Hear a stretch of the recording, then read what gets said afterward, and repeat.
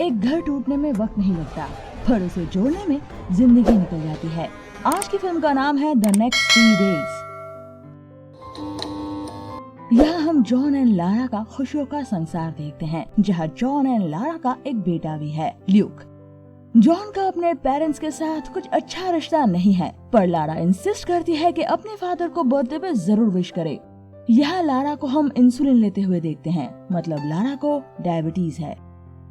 अचानक लारा को अपने कोट में खून का धब्बा दिखता है, तो वो उसे धोने जाती है और तभी उनके घर पुलिस आती है और लारा को उठाकर ले जाती है, क्योंकि उसके ऊपर लगा है अपने बॉस एलिजाबेथ का मर्डर चार्जेस। सीन कट होता है और हम देखते हैं जॉन एंड लारा का बेटा थोड़ा बड़ा हो गया है और वो दोनों लारा से मिलने आते हैं जेल में।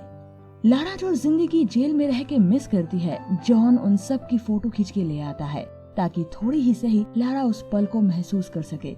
जिस रात लारा के बॉस की मौत हुई थी, उस कार पार्किंग में एक और लड़की थी जो लारा से टकराई थी, पर जॉन कहता है पुलिस को कोई भी नहीं मिली। लारा कहती है वो लड़की एक कोट पहनी हुई थी और उस बारिश में उस कोट का बटन टूट के गिरा था, जो लारा ने महसूस किया था, पर जॉन कहता है पुलिस को ऐसा कुछ भी नहीं मिला। लारा जैसे फ्रस्ट्रेट हो रही थी। रात को जॉन लारा के दिए हुए बयानों को पढ़ रहा था और घटना को दिमाग में दोहरा रहा था, शायद कुछ क्लू मिल जाए। यहाँ लॉयर भी अपने हाथ खड़े कर चुका था, क्योंकि सारे एविडेंस लारा के खिलाफ थे। चाहे जॉन सुप्रीम कोर्ट तक चला जाए, लारा को बचाना नामुमकिन है। जॉन जैसे टूट चुका था ये बातें सुनकर। वो लारा से मिलने जाता है। दोनों में बात नहीं होती, पर लारा जॉन की आंखों में आंसू देखकर समझ जाती है कि वो कभी भी जेल से और रिहा नहीं होने वाली। लारा का रोता हुआ चेहरा देखकर जॉन और टूट जाता है। रात को अचानक हॉस्पिटल से जॉन को कॉल आता है कि लारा ने अपनी नस काट ली है। वो दौड़ते हुए हॉस्पिटल पहुंचता है।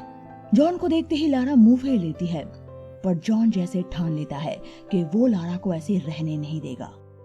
जॉन लाइब्रेरी में जाकर जेल्स के बारे में पढ़ने लगता है, जहां उसे डेमन पैनिंगटन नाम के एक आदमी की किताब मिलती है, जिसने 7 बार जेल तोड़ा है। जॉन उससे मिलने एज ए रिपोर्टर जाता है। डेमन बताता है कि कोई भी जेल फुल प्रूफ टाइट नहीं होती, हर जेल को तोड़ा जा सकता है अगर उसे अच्छी तरह से स्टडी किया जाए तो। जॉन पूछता है कैसे? डेमन बताता है कि वहाँ के पुलिस का रोज सेम रूटीन होता है, उन्हें फॉलो करना होता है, एंड वो लोग सेम काम रोज करते करते थोड़े ढीले हो जाते हैं और वही मौका होता है वहाँ से निकलने का। उससे पहले सारी प्लानिंग तैयार होनी चाहिए। किस दिन वो मौका मिलेगा किसी को नहीं पता, पर तैयार रहना पड़ेगा रोज। पर जेल से निकलना उतना मुश्किल नहीं जितना जेल के बाहर छुपा रहना। जेल से निकलने के बाद कहाँ जाओगे, कैसे रहोगे, ये सब कुछ पहले से प्लान होना चाहिए। जॉन की रिपोर्टरगिरी ज्यादा देर तक नहीं चल पाती। डेमन समझ जाता है और पूछता है, जॉन कहता है पिट्सबर्ग। पिट्सबर्ग्स टफ। क्योंकि 2001 के बाद से पिट्सबर्ग की सिक्योरिटी बढ़ गई है। सारे ब्रिजेस बंद हो जाते हैं और 15 मिनट में पूरा शहर लॉक हो जाता है। पूरा स्टेट लॉक हो जाता है 35 मिनट में। डेमन बताता है कि पुलिस के पास तुम्हारा फोटो नहीं होगा, पर डिस्क्रिप्शन जरूर होगा, तो ट्रेन, बस एंड एयरपोर्ट से दूर रहना। अपने लिए फेक आईडी बनाना मत भूलना और डेस्टिनेशन के लिए ऐसी किसी जगह को चुनना जहां अमेरिकन कम जाते हैं। और सबसे इम्पोर्टेंट, मनी। तुम्हारे पास इनफ पैसा होना चाहिए, क्योंकि कोई भी तुम्हें मदद नहीं करेगा। एक बार तुम निकल गए तो ना ही तुम कभी अपने पेरेंट्स, बच्चे या फिर दोस्तों से मिल पाओगे। और ये सारे एडवाइस फ्री में नहीं मिलते, इसीलिए जॉन के बटुए में जितना पैसा था डेमन सारे ले लेता है। और फिर जॉन की प्लानिंग शुरू होती है। जॉन लारा से मिलने जाता है और इस बार वो जेल की हर चीजों पे बारीकी से नजर रखता है। कहाँ कहाँ सिक्योरिटी कैमरास है, बल्कि यहाँ हर दरवाजा चाबी से खुलता है, इवन लिफ्ट भी। वो जेल के चारों तरफ से फोटो खींचने लगता है और उसे स्टडी करने लगता है। जॉन पैसे जमा करने के लिए एक एक करके घर का हर सामान बेचने लगता है और धीरे धीरे फोटोशॉप सीखने लगता है। रात को वो रास्तों पे घूमता है नकली पासपोर्ट बनाने के लिए। उसे एक आदमी दिखता है जो ड्रग्स बेचता है और पैसे एक लाल कार में बैठे आदमी को देता है। वो दोनों ही जॉन को देख लेता है तो जॉन वहाँ से तुरंत निकल जाता है। दूसरे दिन हम देखते हैं कि वो एक आदमी से ड्रग्स खरीद रहा है, पर उसका असली मोटिव है नकली पासपोर्ट बनाने वाले को ढूंढना।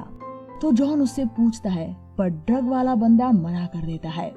जॉन चला ही जा रहा था, तभी ड्रग वाला बंदा आता है और उसे बार में हार्फ नाम के एक बंदे से मिलने को कहता है। जॉन वही करता है। बार में एक आदमी उसे मुड़ के देखता है। इस आदमी को याद रखिएगा। जॉन हार्फ से नकली पासपोर्ट और लाइसेंस बनाने को बोलता है। हार्फ उसे बाहर ले जाता है और हार्फ और ड्रग वाला बंदा उसे खूब पीटता है और जितने सारे पैसे थे वो सारे ले लेता है। वो खून में लथपथ घर लौटता है और अगले दिन वो फिर से निकल जाता है। रात को 2 बाइक वाले उसका पीछा करते हैं। ये कौन है वो थोड़ी देर में पता चलेगा। जॉन के घर में कोई नॉक करता है। जॉन देखता है ये वही बार वाला इंसान है जिसने उसे मुड़ के देखा था। याद है? यह आदमी खुद को हार्फ बताता है और फेक आईडी प्रूफ बना देने के लिए बहुत सारा पैसा मांगता है। जॉन पहले मना तो करता है पर उसकी बातों से उसे यकीन होने लगता है, तो कुछ एडवांस और अपने फोटोग्राफ्स देता है और अगले दिन 2 बजे एक जगह पे मिलने को कहता है। अगले दिन जॉन बंदूक खरीद के कहे गए जगह पे वेट करता है, पर बहुत टाइम हो जाने के बावजूद हार्फ नहीं आता। जॉन को वहाँ एक गाड़ी खड़ी हुई दिखती है जो कुछ देर बाद निकल जाती है और तभी हार्फ वहाँ आता है। कहता है वो गाड़ी वाला आदमी पुलिस वाला था, तुम्हें निकल जाना चाहिए था। जॉन कहता है मुझे उन डॉक्यूमेंट्स की बहुत जरूरत है। जेल के सारे दरवाजे चाबियों से खुलते हैं, इसीलिए जॉन वीडियो देख के चाबी कैसे डुप्लीकेट होता है ये सीखता है और जेल के एलिवेटर की चाबी डुप्लीकेट करता है। जॉन बचते बचाते जेल में घुस जाता है और उस एलिवेटर की को होल में लगाता है, पर वो अटक जाता है।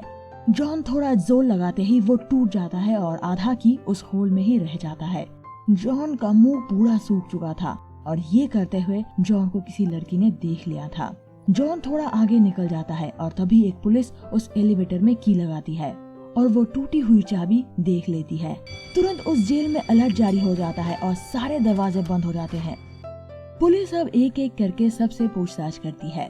उस लड़की से भी पूछताछ की जाती है पर वो कुछ नहीं बताती। बस जाते वक्त जॉन को एक लुक दे जाती है। अब जॉन को बुलाया जाता है और सीसीटीवी कैमरा में वो कहाँ है ये दिखाने को कहता है। जॉन एक जगह दिखाता है पर अगले ही फुटेज में वहाँ कोई और इंसान था। ये देख के जॉन टेंस में आ जाता है और पुलिस उसे वही टूटी हुई चाबी दिखाती है। पुलिस कहता है अगर ये तुमने किया है तो तुम्हारे बच्चे को बाकी जिंदगी अनाथ आश्रम में बिताना होगा। जॉन को छोड़ दिया जाता है पर वो टेंशन में जल्दी बाहर आकर उल्टियां करता है और ये एक पुलिस ऑफिसर देख लेता है जिसने लारा को अरेस्ट किया था। उस पुलिस ऑफिसर को जॉन पे शक होता है और वो उस पे नजर रखने लगता है। जॉन ल्यूक को पार्क में ले जाता है जहाँ एक औरत अपनी बेटी के साथ वहाँ आती है। यहाँ हम उस लड़की को जॉन के साथ थोड़ा फ्लर्ट करते हुए देखेंगे जहाँ वो अपनी बेटी के बर्थडे में ल्यूक और जॉन को इनवाइट करती है। यहाँ चाबी वाला आइडिया वैसे भी फेल हो चुका था तो जॉन को कोई और रास्ता ढूंढना था, तो वो एक हेल्थ लैब के गाड़ी को फॉलो करता है जो हफ्ते में 2-3 बार जेल आता है मुजरिमों के हेल्थ चेकअप के लिए। वहाँ लारा का डायबिटीज रिपोर्ट भी होगा, तो अब बिना चाबी के गाड़ी कैसे खोली जाती है ये सीखने लगता है वीडियो से।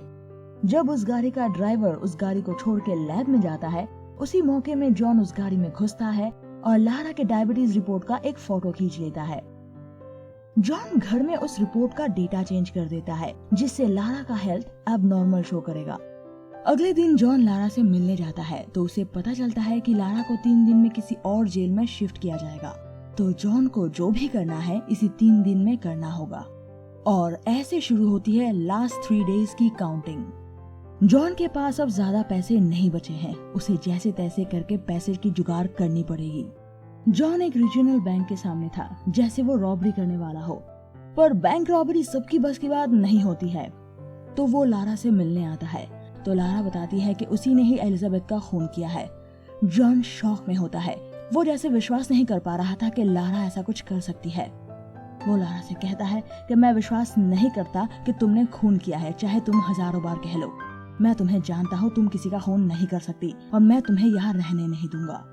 वो घर वापस आता है और बंदूक लेकर निकल जाता है। वो फिर से उसी ड्रग डीलर को फॉलो करता है और उसके पीछे पीछे उसके घर तक पहुंच जाता है। घर का दरवाजा खोलते ही वो उस पे हमला करता है। घर में ड्रग डीलर का मालिक और उसका एक साथी था। जॉन ड्रग डीलर के मालिक को बंदूक की नोक पे उसके साथी को घर में बंद करने को कहता है और मालिक से सारे पैसे मांगता है। उसके ना देने पर वो घर में आग लगा देता है। वो मालिक अपने पैसे बचाने ऊपर भागता है तो जॉन ड्रग डीलर को साथ में लेकर ऊपर जाता है। तभी वो मालिक उस पर गोली चलाता है, पर वो गोली सीधे ड्रग डीलर को लगती है और जॉन की गोली सीधे मालिक के सीने में, और सारा पैसा जॉन का हो जाता है। जॉन सारे पैसे लेकर निकलने वाला होता है, पर ड्रग डीलर कहता है मैं यहाँ मरना नहीं चाहता, तो जॉन उसे भी साथ ले लेता है, पर रास्ते में उसकी मौत हो जाती है। जॉन वहाँ से निकल के रेल पटरियों के पास जो जालियां होती हैं उसे काट देता है और घर वापस आता है। यहाँ बहुत दिनों बाद उसका फादर उसका वेट करता है और उसके बारे में पूछता है। जॉन टायर्ड था इसीलिए वो ऊपर चला जाता है, पर जॉन के पापा को यहाँ जॉन के बैग में 3 प्लेन टिकट्स मिलते हैं। उनको भी समझ में आ गया था कि जॉन कभी वापस नहीं आने वाला। अगली सुबह जॉन ल्यूक को लेकर निकलने वाला होता है और इतने सालों बाद उसके फादर ने पहली बार उससे हाथ मिलाया, उससे गले लगाया और गुड बाय कहा। यहाँ उस ड्रग मालिक के खून की छानबीन करते हुए पुलिस को जॉन के गाड़ी की टूटी हुई कांच मिलती है। यहाँ जॉन अपने सारे प्लानिंग्स फाड़ के कुछ अपने घर के सामने और कुछ दूर के डस्टबिन में फेंक देता है और बैग पैक करके निकल जाता है। फिर लैब आता है और कम्युनिकेशन के सारे कनेक्शन काट देता है और उसने जो लारा की डायबिटीज रिपोर्ट बनाई थी उसे लैब की गाड़ी में बदल देता है। यहाँ डॉक्टर्स को लारा के रिपोर्ट में कुछ एबनॉर्मल दिखता है तो वो लोग लैब में कॉल लगाते हैं, पर एज यू नो वो नहीं लगता क्योंकि जॉन ने उसे काट दिया है और लारा को सीधे हॉस्पिटल लाया जाता है।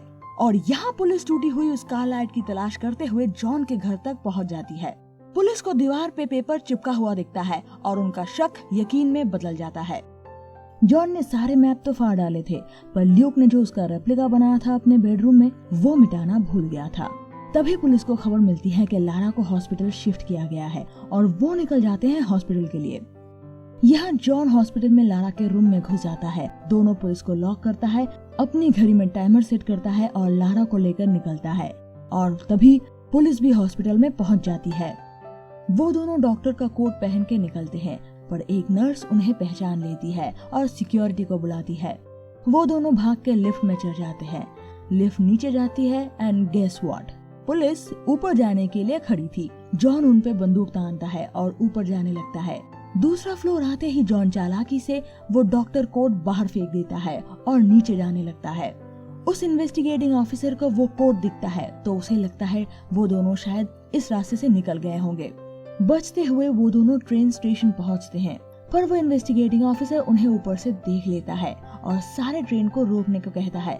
ट्रेन का दरवाजा बंद ना होने तक वो दोनों एक पिलर के पीछे छुपे रहते हैं और जब सिग्नल होता है वो दोनों ट्रेन में चढ़ जाते हैं और वो पुलिस वाला नहीं चढ़ पाता। तो क्या हुआ, पुलिस ऑफिसर उस ट्रेन का पीछा करने लगता है, वो भी दौड़कर। भाई ऐसे कुछ ऑफिसर इंडिया में भी भेज दो, इतना डेडिकेशन। वहाँ नेक्स्ट स्टेशन में भी पुलिस आ चुकी थी, मतलब अगर नेक्स्ट स्टेशन पहुँचे तो वो दोनों गए और पीछे स्वयं यमराज उनका पीछा कर रहा है। वाह, जॉन मौका देखते ही चेन खींचता है और ट्रेन से उतर जाता है। याद है जॉन ने उस रात को नेट काटा था, वो इसीलिए था। वहाँ से निकलते ही दोनों भागने लगते हैं और जॉन ने वहाँ दूसरी गाड़ी खड़ी कर रखी थी। उन्हें वो सिटी 15 मिनट में क्रॉस करना था और वो लोग 13 मिनट में ही क्रॉस कर लेते हैं। अब उन्हें स्टेट पार करना है। अब जॉन जाता है अपने बेटे को लेने, पर पता चलता है कि वो बर्थडे पार्टी तो किसी जू में चल रही है, तो जॉन निकलता है जू के लिए।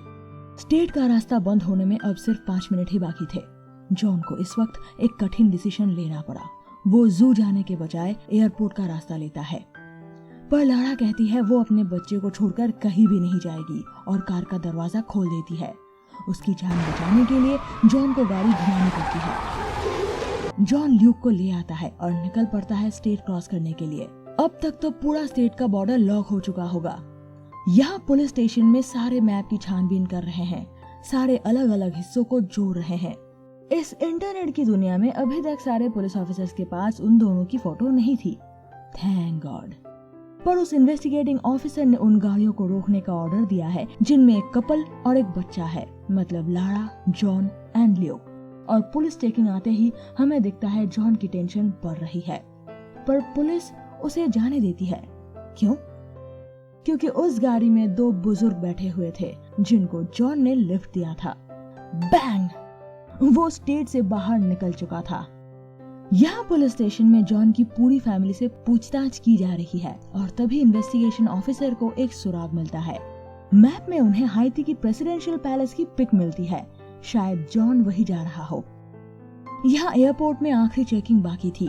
जॉन अब घबराने लगा था तो लारा आगे आती है और रिलैक्सली बातें करती है। सिक्योरिटी ऑफिसर, एक फैमिली, वो भी एक बच्चे के साथ भला कैसे शक करती, और वो तीनों निकल जाते हैं। तभी उस सिक्योरिटी ऑफिसर का पोस्ट खत्म होता है और क्रिमिनल लिस्ट में जॉन एंड लारा का नाम ऐड हो जाता है। मतलब वो सिक्योरिटी ऑफिसर नहीं देख पाता। इसे कहते हैं लक। सारे एयरपोर्ट्स और बस स्टॉप्स में उनकी पिक्चर भेजी जाती है। पुलिस उनकी पिक्चर्स लेकर हाइती के प्लेन में सर्च करती है, पर उन्हें कोई भी नहीं मिलता। इन्वेस्टिगेटिंग ऑफिसर पूछते हैं कि क्या सेम दिन हाइती के लिए कोई और फ्लाइट है। जवाब आता है नहीं। जॉन के फादर को हम अपने घर में वर्ल्ड मैप खोलते हुए देखते हैं, जहां वो वेनेजुएला ढूंढते हैं। मतलब जॉन गया है वेनेजुएला, जहां वो अपनी जिंदगी फिर से शुरू करने वाला है। पर यहाँ पिट्सबर्ग में फिर से बारिश शुरू हुई है और लारा को जिसने गिरफ्तार किया है वो फिर से मर्डर वाली जगह में पहुंचता है, जहां उसे अब सारी घटनाएं समझ में आती है कि कैसे किसी चोर ने लारा के बॉस को एक्सटिंग्विशर से मारा है और फिर उसका पैसा चुराती है। पर जाते वक्त लारा से टकराती है, जिससे खून का धब्बा लारा के कोट पे लग जाती है।